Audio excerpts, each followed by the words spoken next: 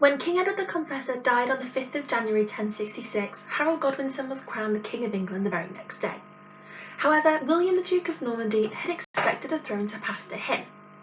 William claimed he had promised the throne by Edward in 1051 during the dispute with the Godwin family.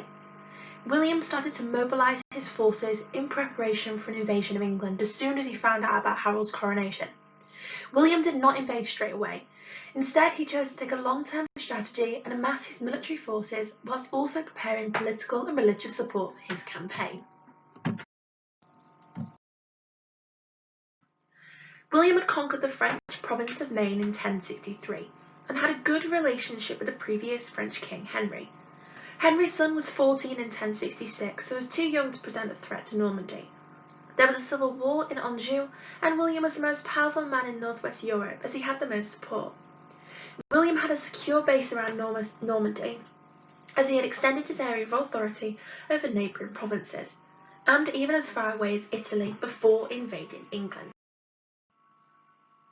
William sent Lanfranc, a leading member of the Norman Church, to Rome, where he persuaded the Pope that the English Church needed reforming, and William was the man to do it. This led to the Pope giving a papal banner to William, which meant that William had the Pope's support in what was now a holy war. William did not have a navy, so he built a large number of flat-bottomed boats that could transport horses. Weapons were produced and flat-packed castles were made, so that when the Normans landed, they could put up temporary castles very quickly. Once William had the papal banner, he recruited men from all over France, from Aquitaine, Flanders, central France, Maine and Brittany, and also Sicily. Many men joined because they wanted to be a part of a holy war, but recruits were also promised land and riches. Eventually, around 8,000 men were ready to cross the English Channel. The ships and men were gathered together for a long period of time, but William ensured that they were well fed so they did not suffer. He also moved his fleet from the mouth of the River Dives to the mouth of the River Somme at Valery, and that half the journey to England to around 33 kilometres, which is 20 miles.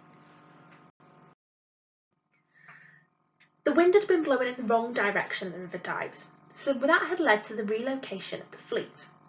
William eventually landed at Pevensey on the south coast of England on the 28th of September 1066. During the summer months, Harold had waited in the south with an army, but his army were largely thirds, who were peasant, untrained soldiers. However, they needed to go home to harvest their crops.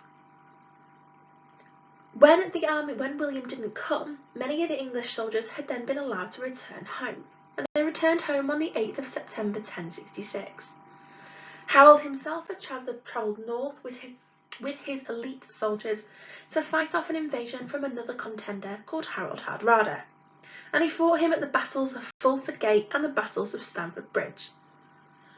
Upon arrival in England, William's troops immediately built a castle using flat-packed structures that they had already brought with them, and they could now defend their landing spot. So these are four tasks that are for you to do. So create bullet points to summarise his preparations. So that's his French support, getting across the channel, support from God, preparing the fleet and preparing the army. What are his main strengths? Does he have a particularly well-trained army? Particularly think about Harold Godwinson. Harold Godwinson's got thirds. Whereas think about William's army. Think about what he also brings across with him. I think a flat-pack castle was an amazing thing for him to bring across. It meant he didn't have to spend weeks and weeks building a castle. He could build a castle within 24 hours. Why was Harold not there? You might want to go back to the first slide as well to remind yourself of that. And how effective do you think his preparations were? That's your personal opinion.